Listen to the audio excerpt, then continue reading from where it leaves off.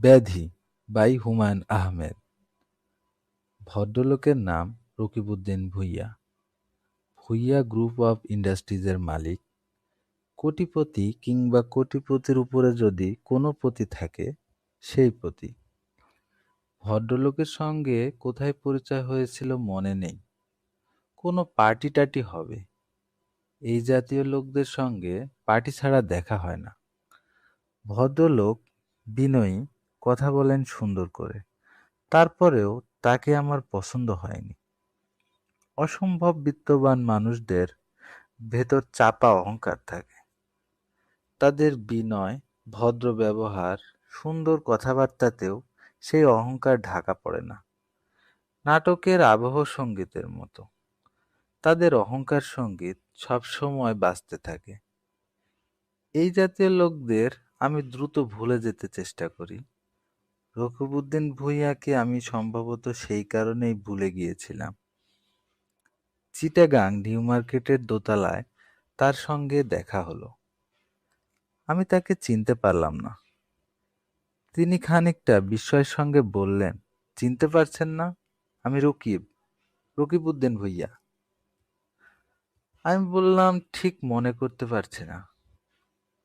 Hotel শেরাটনে দীর্ঘ সময় আপনার সঙ্গে কথা বলেছি। আমি চিনতে পারার মতো ভঙ্গি করে বললাম, ও আচ্ছা আচ্ছা। তিনি আহত গলায় বললেন, এখনো চিনতে পারছেন না? আমি বললাম, জি না। আমার স্মৃতিশক্তি নষ্ট হয়ে যাচ্ছে। মনে হয় আলজেমিয়ার ডিজিজ ফিজিজ হয়েছে। অতি পরিচিত কাউকে দেখলেও চিনতে পারি না। ভদ্রলোক দুঃখিত গলায় বললেন, ওই দিন আমি বেগুনি রঙের একটা টাই পরেছিলাম। আপনি বলেছিলেন, টাইটার রংটা তো খুব সুন্দর। তখন আমার মনে পড়ল। আমি বললাম, এখন মনে পড়েছে। আপনি ভূঁইয়া গ্রুপ অফ ইন্ডাস্ট্রিজের মালিক। ভদ্রলোক হাসলেন। তাকে খুব আনন্দিত মনে হলো। তাকে চিনতে পারছিলাম না, এই অপমান তিনি বোধহয় সহ্য করতে পারছিলেন না। তিনি বোধহয় ধরেই নিয়েছিলেন, একবার যাদের সঙ্গে তার পরিচয় হবে তারা ইহজীবনে তাকে ভুলবে না। দেখা হওয়া মাত্র, আরে রকিব ভাই বলে ছুটে আসবে। ভদ্রলোক হাসতে হাসতে বললেন, আমি ওই বেগুনি টাইটা আলাদা করে রেখেছি। আমার স্ত্রীকে বলেছি, হুমায়ূন ভাই এই টাইটা পছন্দ করেছেন। বিশেষ বিশেষ অনুষ্ঠান ছাড়া আমি এই টাই আর পরব না। আমি বললাম, ও আচ্ছা। আমার ও আচ্ছাতে খুব যে আনন্দ প্রকাশিত হলো তা না। আপনার সঙ্গে এইভাবে দেখা হয়ে যাবে জানলে বেগুনি টাইটা পরতাম। আমি আবারও বললাম, ও আচ্ছা। এছাড়া আর কি বলবো ভেবে পাচ্ছিলাম না। ভদ্রলোকের হাত থেকে উদ্ধার পাওয়া আমার বিশেষ প্রয়োজন। রাত 11টায় তুর্না নিশীথায় ঢাকা যাব। এখন বাজছে 9:30। রাতের খাওয়া এখনো হয়নি। নিরিবিলি ধরনের কোনো হোটেল খুঁজে বের করতে হবে। চিটাগাংয়ে হোটেল-টোটেলগুলি কোন অঞ্চলে তাও জানি না। রকিব সাহেব বললেন, চিটাগাংয়ে কি কোনো কাজে এসেছিলেন? আমি বললাম, হ্যাঁ। মনে মনে ভদ্রলোকের কথায় বিরক্ত হলাম। অকাজে নিশ্চয়ই কেউ ঢাকা চিটাগাং করে না। অকারণ প্রশ্ন করার মানে কি? ঢাকা কবে ফিরবেন? আজই ফিরব। তুর্না নিশীথায়? জি। আমি কি আপনার কাছে একটা প্রস্তাব রাখতে পারি? রাখুন। আমিও আজ ঢাকায় ফিরছি বাই রোড। রাত 11টার দিকে রওনা হব। আমার সঙ্গে চলুন। গল্প করতে করতে যাব। আমি বেশ কঠিন গলায় বললাম, না। এখন চিটাগাং হাইওয়ে এত সুন্দর হয়েছে। যত সুন্দরই হোক, আমি ঠিক করেছি ট্রেনে যাব। নতুন একটা লাক্সারি মাইক্রোবাস কিনেছি। ডাবল এসি, রিভলভিং সিটস, গাড়িতে ফ্রিজ, টিভি। আপনাকে গাড়িটায় চড়াতে পারলে অন্য আরেক সময় আপনার গাড়িতে চড়ব। দয়া করে এই বিষয়ে আর কথা বলবেন না। রাকিব সাহেব শুকনো গলায় বললেন, আচ্ছা ঠিক আছে। আমি হাঁপ ছেড়ে বাঁচলাম। ভদ্রলোকের স্বভাব চিনি জোকের মতো, যা ধরেন ছাড়েন না। তার হাত থেকে নিস্তার পেয়ে হাঁপ ছেড়ে বাঁচলাম। যেভাবে চেপে ধরেছিলেন তাতে মনে হয়েছিল ছাড়া পাবো না, তার সঙ্গেই যেতে হবে এবং সারা পথ শুনতে হবে জীবনের শুরুতে তিনি কেমন দরিদ্র ছিলেন, পরে কি করে বিত্ত সঞ্চয় করলেন। বিত্তবানরা এ জাতীয় গল্প অন্যদের শুনিয়ে খুব আরাম পায়। যারা ধৈর্য করে শোনে তারা যা পায় তার নাম নির্যাতন। সাধ করে নির্যাতনের ভেতর দিয়ে যাবার কোনো অর্থ হয় না। অন্যের অভাবের গল্প শুনতে যেমন ভালো লাগে না, অন্যের বৃত্তের গল্প শুনতেও ভালো লাগে না। রকিবউদ্দিন ভূঁইয়া সাহেবের ক্ষমতা আমি ছোট করে দেখেছিলাম। তিনি যে কি পরিমাণ কলপাটি নাড়াতে পারেন সে সম্পর্কে আমার কোনো ধারণা ছিল না। তিনি কলকাঠি নাড়লেন। ট্রেনে উঠে দেখি ঠিক আমার টিকিটই ডাবল ইস্যু হয়েছে। অচেনা এক লোক আমার সিটে কম্বল গায়ে শুয়ে আছে। কম্পার্টমেন্টের অ্যাটেন্ডেন্টের সঙ্গে কথা বলতে গেলাম। সে হাই তুলতে তুলতে বিরস গলায় বলল, স্টেশন মাস্টারের সঙ্গে কথা বলেন। আমার কিছু করার নাই, টিকিট তো আর আমি ইস্যু করিনি। ট্রেন থেকে নেমে দেখি প্ল্যাটফর্মে দাঁড়িয়ে রকিব সাহেব সিগারেট টানছেন। আমাকে দেখে এগিয়ে এলেন। আমি বললাম, আপনি এখানে? তিনি বললেন, আপনাকে সি অফ করতে এসেছিলাম। সমস্যা কি? আমি সমস্যার কথা বললাম। তিনি বললেন, চলুন যাই স্টেশন মাস্টারের কাছে। মগের মূল্য নাকি? টিকিট ডাবল ইস্যু হবে, ছেলে খেলা। স্টেশন মাস্টারের সঙ্গে দিন দরবার করতে করতে ট্রেন ছেড়ে দিল। বাধ্য হয়ে আমাকে রকিব সাহেবের মাইক্রোবাসে উঠতে হলো।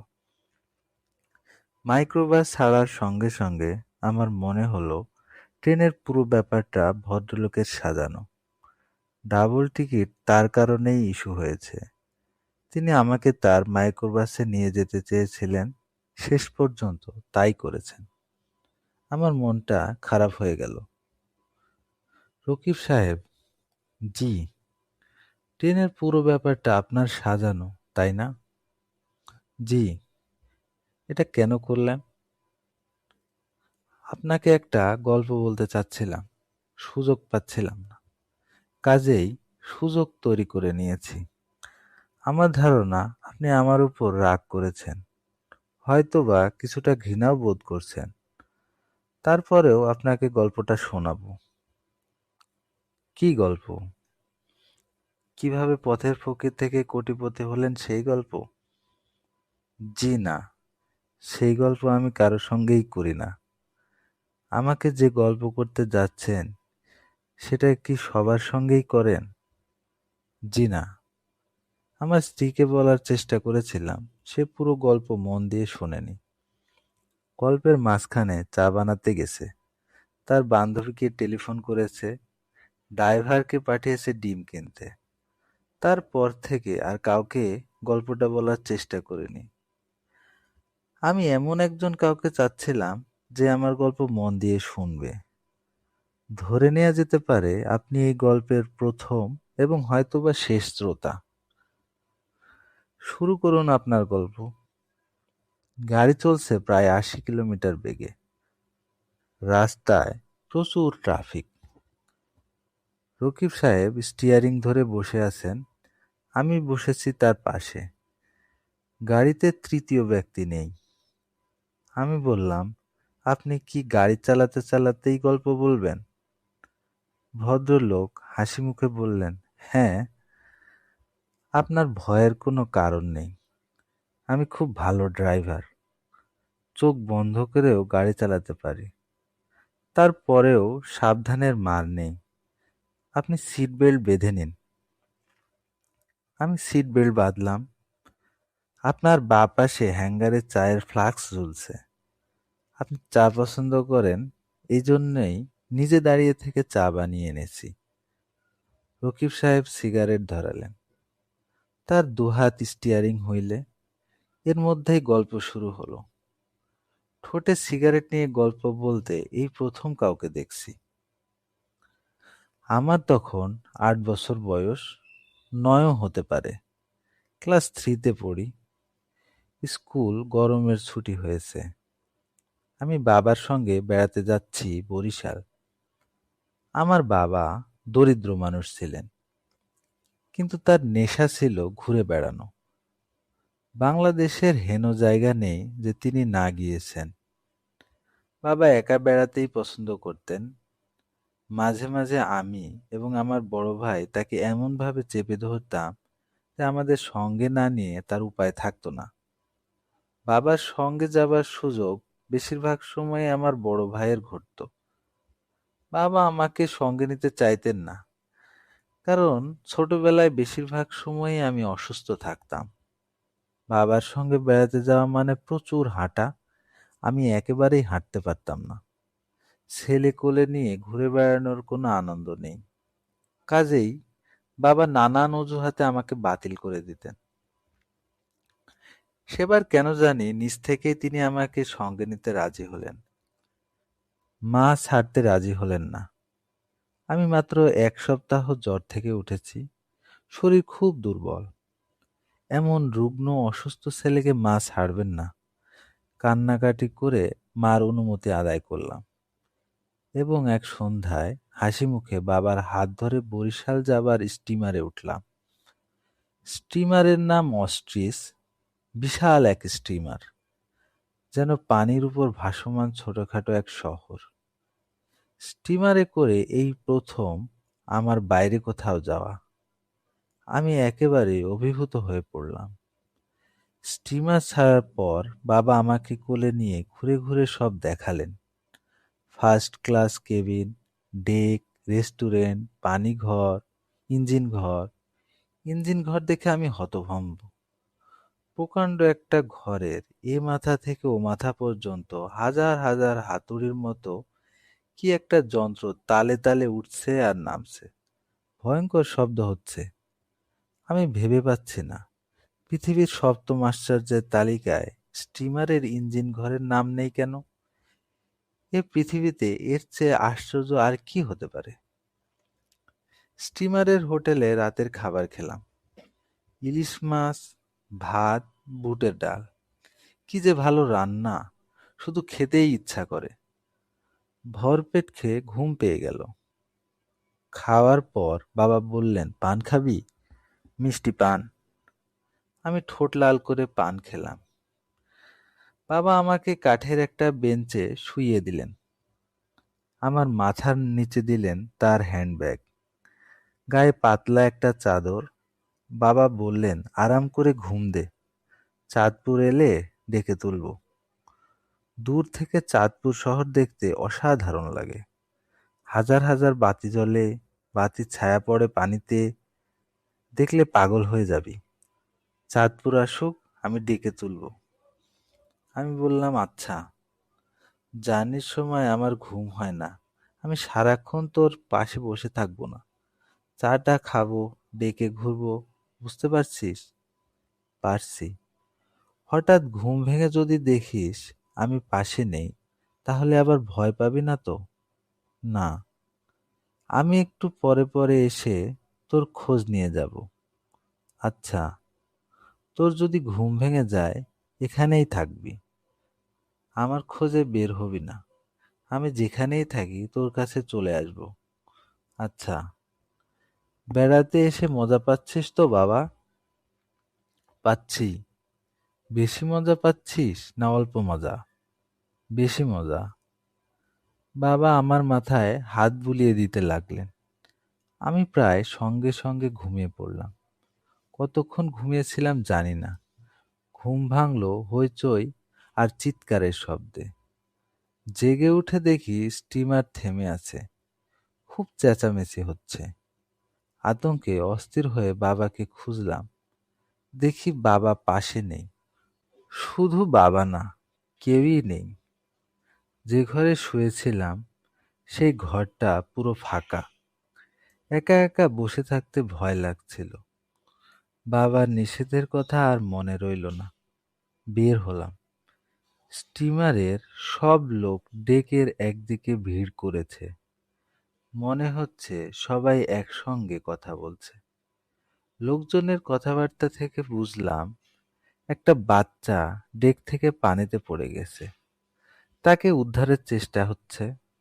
তারপর শুনলাম বাচ্চা না, বয়স্ক একজন লোক। লোকটা একবার ডুবে যাচ্ছে, একবার ভাসছে। লোকটার উপর সার্চ লাইটের আলো ফেলা হয়েছে। নদীতে প্রবল স্রোত।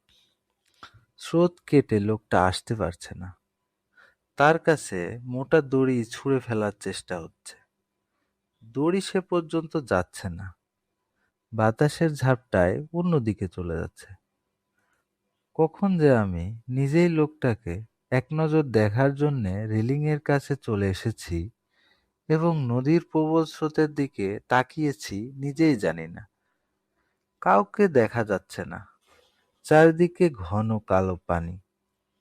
শুধু যে জায়গাটায় সার্চ লাইটের আলো পড়েছে সে জায়গাটা দেখা যাচ্ছে। সব লোক একসঙ্গে হঠাৎ চেঁচিয়ে উঠল, দেখা যায়, দেখা যায়। সার্চ লাইটের আলো সেই দিকে ঘুরে গেল। আমি দেখলাম যে মানুষটা ডুবছে আর ভাসছে সে আর কেউ না, আমার বাবা। তখন আমার কোনো বোধশক্তি ছিল না। সিনেমার বড় পর্দার দিকে মানুষ যেভাবে তাকিয়ে থাকে আমি সেইভাবেই তাকিয়ে আছি। সিনেমার বড় পর্দায় অনেক রোমাঞ্চকর ঘটনা ঘটে। সেই সব ঘটনা দেখে আমরা ভয় পাই, রোমাঞ্চ বোধ করি। কিন্তু সেই ভয়, সেই রোমাঞ্চ কখনোই আমাদের গভীরে প্রবেশ করে না। আমি ভয়ে কাঁপতে কাঁপতে সব দেখি, কিন্তু সেই ভয় আমার ভেতরে ঢুকছে না। বাবা শেষবারের মতো পানির উপর মাথা ভাসিয়ে ডুবে গেলেন।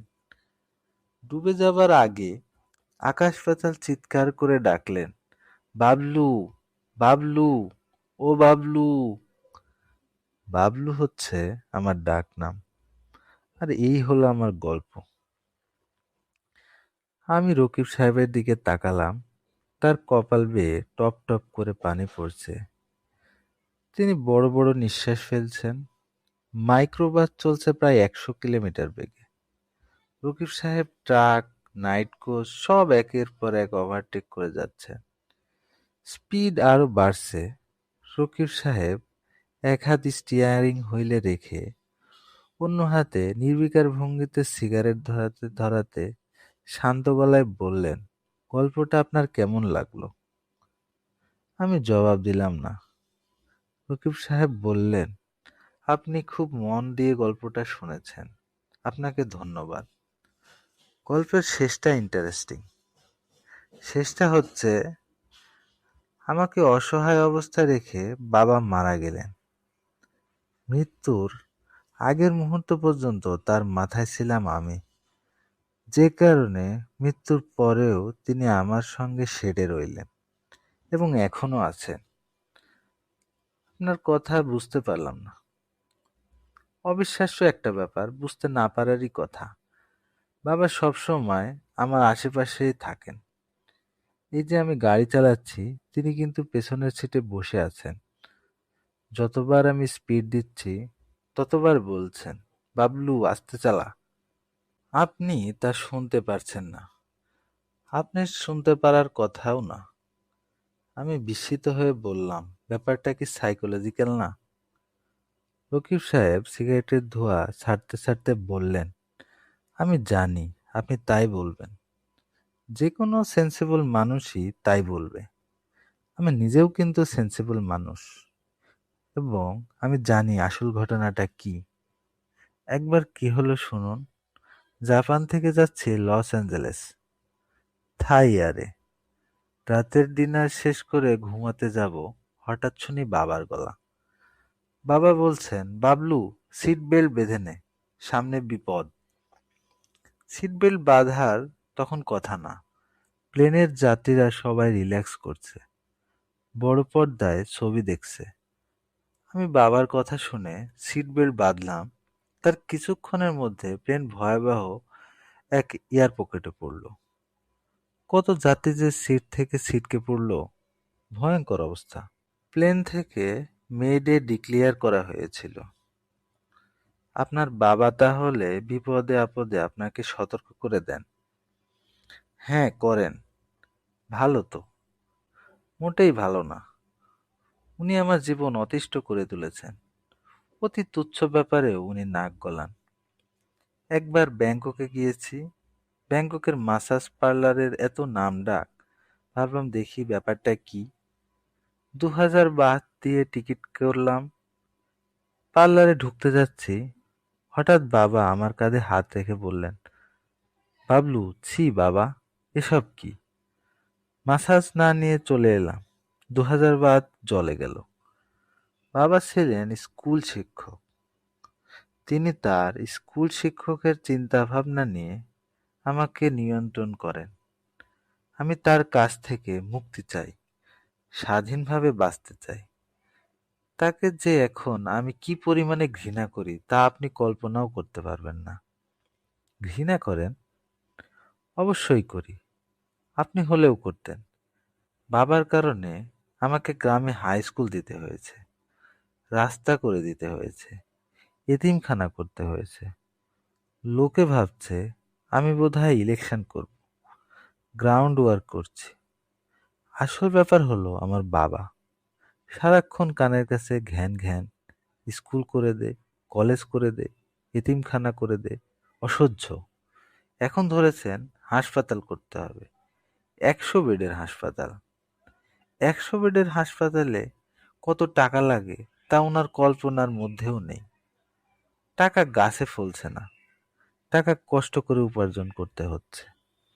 হাসপাতাল করছেন? উপায় কি? করতে তো হবেই। সাভারে ৯০ একর জমি নিয়েছি, আরো নিতে হবে। রকিব সাহেব হঠাৎ গাড়ির গতি কমিয়ে ৬০ কিলোমিটারে নিয়ে এলেন।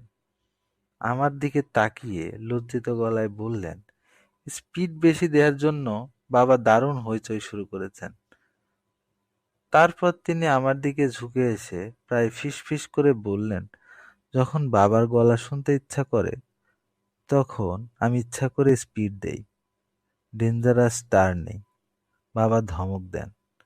ওনার গলা শুনে ভালো লাগে। আমি কিছু বললাম না, চুপ করে রইলাম। রকিব সাহেব বললেন, আপনি যে বললেন সাইকোলজিক্যাল, সেটা হতে পারে। বাচ্চা বয়সে একটা ভয়াবহ মৃত্যু দেখেছি। আমার মাথার ভেতর সেটা ঢুকে মাথাকে এলোমেলো করে দিয়েছে। সাইকিয়াট্রিস্ট দিয়ে চিকিৎসা করালে হয়তো সুস্থ হব। আমি কিন্তু চিকিৎসা করাতে চাই না। আমি চাই এই ব্যাধি আমার থাকুক, আমৃত্যু থাকুক। এই চাওয়াটা কি অন্যায়? না, অন্যায় না। ভাই, আপনি আমার হাসপাতালটার জন্যে খুব সুন্দর একটা নাম দেবেন। আমি আমার বাবার নামে হাসপাতাল দিতে চেয়েছিলাম। বাবার তাতে ভয়ঙ্কর আপত্তি। রেগে মেগে এমন ধমকানো আমাকে ধমকিয়েছেন, মনে করলেই হাসি আসে। রকিব সাহেব প্রাণ খুলে হাসছেন। ব্যাধিগ্রস্ত কোনো মানুষকে আমি এত সুন্দর করে কখনো হাসতে দেখিনি।